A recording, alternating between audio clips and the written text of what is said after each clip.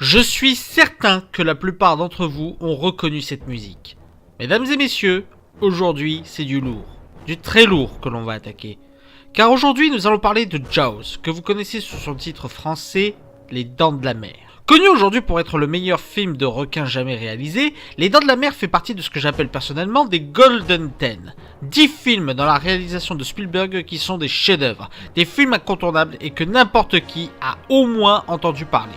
Mais avant de parler du film, il est de bon ton de parler de ses origines et de sa production qui sont, avouons-le, assez chaotiques.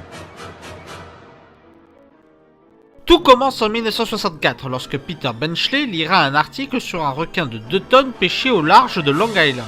Après un soutien financier de Thomas Gongdon, de la maison d'édition Doubleday, il pourra écrire et faire apparaître en 1974 le livre Jaws. 10 ans. Je vous avais dit que le livre avait été réécrit plusieurs fois, en raison notamment du ton beaucoup trop humoristique du livre. Alors que le livre est à peine sorti, le producteur David Brown en achètera les droits d'adaptation après un article de Cosmopolitan qui dira du livre « Ce n'est pas de la grande littérature, mais on pourra en tirer un bon film. » Ouais.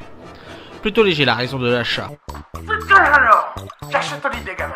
Mais il faut croire qu'il a eu du flair au vu du succès commercial du film malgré des critiques plutôt assassines, dénonçant notamment le manque de réalisme concernant le comportement du requin. Et Will Hermit, ce genre de critique ne datait pas d'hier. Cet animal a été à tort diabolisé par ce mauvais documentaire, Pour les Dents de la Mer. Alors, la diabolisation du requin post-Dents de la Mer, c'est un vrai débat. Mais à la deuxième moitié de la critique, tu m'as lâché. Je ne te suis plus. Au revoir. Et vous vous souvenez quand je disais que les origines furent assez chaotiques ? Eh bien, il faut savoir que le script du film adapté du livre, qui avait déjà eu plusieurs réécritures, a été réécrit 5 fois, dont une partie par John Milius qui se fera connaître plus tard pour le film Conan le Barbare. D'ailleurs, à cause de ces réécritures et d'une menace de grève de la part des acteurs, Spielberg a dû commencer à tourner des scènes avant que le scénario final soit rédigé. C'est dire. Ajoutez à cela le fait que le tournage dut se faire dans des conditions climatiques difficiles, faisant péter le temps de tournage et le budget bien au-delà des estimations prévues, et vous obtenez ce qu'on appelle une production chaotique. Qu'est-ce que j'appelle un temps de tournage et un budget qui vont bien au-delà des estimations prévues ? Eh bien, pour le budget, il faut savoir que le film est passé des 2,5 millions initiaux à 12 millions. Et pour le temps de tournage, le film devait cesser son tournage le 25 juin, mais se terminera au final le 15 septembre, sachant qu'il a commencé le 2 mai. On passe donc de 2 à 4 mois et demi de tournage, quand je vous disais que c'était chaotique. Mais au final, on peut dire que les efforts ont payé, puisqu'accueilli unanimement de manière favorable, recevant 3 Oscars pour la musique, le montage et le son, le film a failli d'ailleurs obtenir l'Oscar du meilleur film, mais fut dépassé par vol au-dessus d'un nid de coucou. Le film rapportera 260 millions de dollars au box-office et est classé 56e des plus gros succès au box-office. Il dépassera le Parrain en termes de record des ventes et gardera le flambeau jusqu'en 1977. Il permettra même un des plus grands succès au livre d'origine. Et encore aujourd'hui, est le meilleur film de requin jamais réalisé. Alors, de quoi nous parle le film ? À quelques jours du début de la saison estivale, les habitants de la petite station balnéaire d'Amity sont mis en émoi par la découverte sur le littoral du corps atrocement mutilé du jeune vacancière. Pour Martin Brody, le chef de la police, il ne fait aucun doute que la jeune fille a été victime d'un requin. Il décide donc alors d'interdire l'accès des plages, mais se heurte à l'hostilité du maire uniquement intéressé par l'afflux de touristes. Pendant ce temps, le requin continue à semer la terreur le long des côtes et à dévorer les baigneurs. Pour continuer sur les galères de production, il faut savoir que Spielberg s'est heurté au producteur pour ce qui est du casting. En plus de Lorraine Gary, qui reprendra les rôles d'Ellen Brody dans les suites, Zanuck voulait que le rôle soit attribué à Charlton Heston ou Paul Newman. Mais Spielberg a insisté pour caser l'acteur Roy Scheider, qui était déjà illustré dans French Connection, mais qui, en plus de faire la suite, jouera ensuite dans Marathon Man, le festin nu, et fera une sympathique apparition dans The Punisher en tant que Frank Castle Sr. Les producteurs voulaient Jeff Bridges dans le rôle de Matt Hooper, mais Spielberg dut plus imposer Richard Dreyfuss qui s'était déjà illustré dans American Graffiti et Le Lauréat, et qui jouera ensuite dans Rencontre du troisième type, Stand By Me, James et la pelle géante, et pour les plus jeunes d'entre vous, il apparaîtra notamment dans W, l'improbable président, ou même Red. Enfin, pour le rôle de Bart Quinn, Lee Marvin, John Voight et Sterling Hayter furent présentés, mais au final, ce fut Robert Shaw qui avait joué dans Bon baiser de Russie, Custer, l'homme de l'Ouest et Le voyage fantastique de Sinbad qui fut sélectionné pour le rôle. Suite à cela, il jouera dans Le Pirate des Caraïbes. Et non, pas celui-là, la version de 1976. La raison principale de ce choix de casting fut que Spielberg ne voulait pas laisser au public des éléments pour identifier ceux qui allaient survivre. Et c'est un choix extrêmement judicieux, déjà parce que ce sont tous d'excellents acteurs qui interprètent leurs personnages avec brio. Personnages qui sont tous attachants et identifiables, avec même quelques passages comiques et émotionnels qui permettent un attachement plus authentique. À part celui du maire qui, reconnaissons-le, est un connard un peu forcé. Ceci nous donne des dialogues assez authentiques, nous ne sommes pas seulement témoins de ce que vivent les personnages, nous sommes avec les personnages. Dialogues qui seront la principale source d'apaisement mais aussi d'émotion, avec quelques traits d'humour ma foi fort bien placés. Cet abus d'autorité m'insupporte à la longue. Mais aussi parce que n'importe qui dans ce film est potentiellement une victime du requin.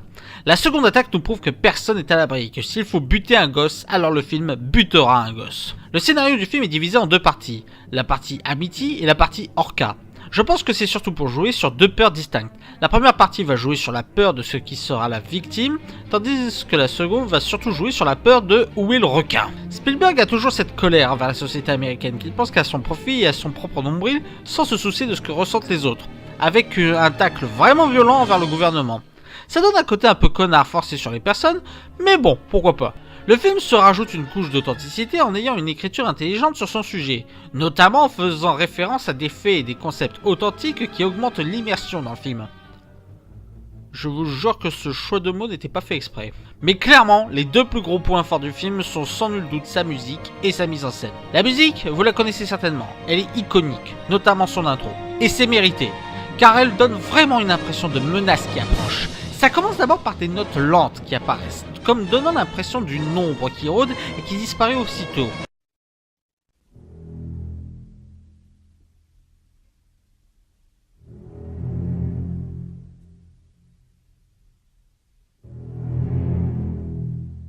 Ces notes reviennent de plus en plus rapidement et de plus en plus fortes.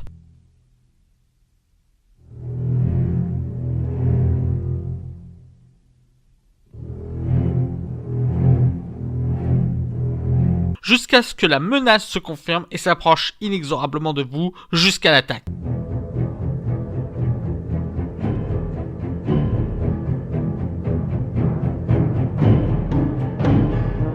Et évidemment, la mise en scène accompagne cela avec un brio irréprochable, en tirant parti de sa situation scénaristique. Vous savez, j'ai tendance à vous parler de mes 3 étapes de la peur, mais ici, par sa situation, le film arrive habilement à se passer des 2 premières étapes. Parce que la menace du requin est constante, on sait qu'il est là, qu'il rôde quelque part. Toutes les scènes de plage et de mer montrent que l'eau n'est pas sûre et qu'on sait par l'histoire qu'il rôde quelque part. De plus, l'eau est un élément naturellement handicapant pour nous. Non seulement parce que ce n'est pas notre élément, nous sommes de mauvais nageurs par nature, mais aussi parce que c'est son élément au requin. Par ce contexte, il ne reste plus qu'à Spielberg de jouer avec l'effet de surprise. Et croyez-moi, il sait y faire. Il arrive à nous prendre à contre-pied à chaque attaque, tout en gardant une cohérence et une logique que l'on peut nier. On aura beau être vigilant, Spielberg, incarné en requin, jouera avec nous. Requin qui n'apparaît pas beaucoup dans le film d'ailleurs. Pendant la quasi-totalité de la première partie, il ne sera que suggéré. Ceci est surtout dû au budget et à des problèmes techniques. En effet, les requins ne fonctionnant pas de manière optimale, Spielberg a dû trouver une astuce de mise en scène pour en montrer le moins possible, ce qui lui a permis de mettre le paquet sur les attaques où le requin est apparent. Et celui-là aussi, les deux vont lâcher. Ils dévorent tout ce qu'ils trouvent dans notre sillage. Ouais, ils foncent. Bon, c'est mal vieilli, mais franchement, pour l'époque, c'était vraiment pas mal. Ce film a encore une réputation solide depuis toutes ces années, et autant vous dire qu'il la mérite. Même en ayant vieilli, ce film reste une véritable claque, un incontournable à voir. Parmi ses rôles les plus récents, nous pouvons retrouver Richard Dreyfuss dans Piranha 3D d'Alexandre Aja, dans le rôle d'un biologiste de la faune marine.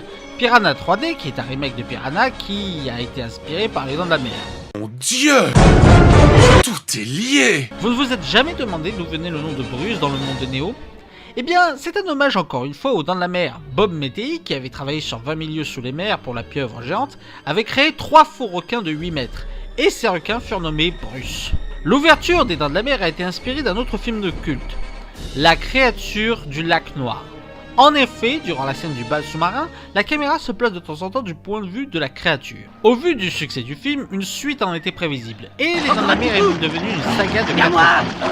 Malheureusement, si le deuxième est encore potable, le 3 réalisé par Joe Halves, qui était chef décorateur sur ce film, et le 4 sont catastrophique. Aujourd'hui, c'est le monde. Et d'ailleurs, Le Bruno police, je vous Mattei, un rappelle. réalisateur sans Dites, talent vous connu savez, pour je ses pourrais le nanars, chef de a voulu se servir du nom des Dents de Qui la est- Mer Oh, pour je vais vendre en faire la les Dents de la Mer 5. Vous voulez en faire Mais la n'ayant preuve, pas nous, les on droits, veut. il dut renommer très vite Alors, on son va film faire en une chose Cruel très Camp. simple. Peter Benchley et Steven Spielberg font tous les deux un caméo dans ce film. Benchley interprète l'un des journalistes effectuant une interview, tandis que Spielberg prête sa voix lorsqu'Ellen Brody tente de communiquer par radio avec son mari. On peut dire que ce film a été un coup de pub touristique puisque la ville où le film a été tourné, le Martha's Vineyard dans le Massachusetts, a vu près de 15 000 touristes débarquer chez elle l'année où le film est sorti. Pour ce film, Spielberg s'est entouré des personnes avec lesquelles il avait déjà travaillé. Non seulement John Williams à la musique, mais aussi Bill Butler, qui avait été son chef opérateur sur Something Evil et Damage, de téléfilms, ainsi que Verna Fields, qui était sa chef monteuse sur Sugarland Express. Même son chien fut de la partie puisqu'elle interprète le chien de Brody. Dans son monologue, Quint décrit le massacre qu'il a vécu sur l'USS Indianapolis. Un sous-marin japonais nous a mis 2 torpilles par le travers avant. Voilà, chef. Ça s'ouvre. Ce qu'il faut savoir, c'est que ce monologue est totalement repris d'une histoire vraie. Le 28 juillet 1945, l'USS Indianapolis se fait torpiller par un sous-marin japonais. Une partie de l'équipage parvient à s'échapper du bateau et à dériver sur des débris et autres objets de fortune. Malheureusement, ce fut bien insuffisant pour repousser des requins qui, ayant trouvé une réserve de nourriture facile, les décimèrent un par un, ne laissant que très peu de survivants. Le succès du film fut d'ailleurs un soutien dans la réhabilitation du capitaine McVeigh, longtemps tenu responsable du naufrage. Ce ne fut pas d'ailleurs la seule histoire vraie disséminée dans le film. En effet, le film reprend pour ses scènes de massacre des événements survenus à Charles Beach en 1916, dus à des attaques de requins. Afin de rendre le requin plus grand et donc plus effrayant, il fut décidé que pendant la scène d'attaque sous-marine, Richard Dreyfuss serait doublé par un nain. Véridique. Et ce, bien avant un homme à la hauteur, s'il vous plaît. Vous vous souvenez sans doute de cette réplique. Il nous faudrait un plus gros bateau. Eh bien, à la base, elle n'était pas dans le script. Elle a totalement été improvisée par l'acteur qui a voulu accentuer la frayeur du personnage en lui faisant prendre conscience que le requin était un véritable monstre. Même pour les non-cinéphiles, je suis sûr et certain que vous connaissez tout le concept des blockbusters. Ces films à gros budget destinés à remplir les salles. Eh bien, il est communément admis que Les Dents de la Mer est le film qui a imposé les codes en tant que genre cinématographique. Par ce succès, Steven Spielberg commence enfin à faire parler de lui et à devenir une valeur sûre du cinéma. Et c'est loin d'être terminé. Suite à ce premier film des Godolphin, il nous offrira son second Godolphin, Rencontre du troisième type.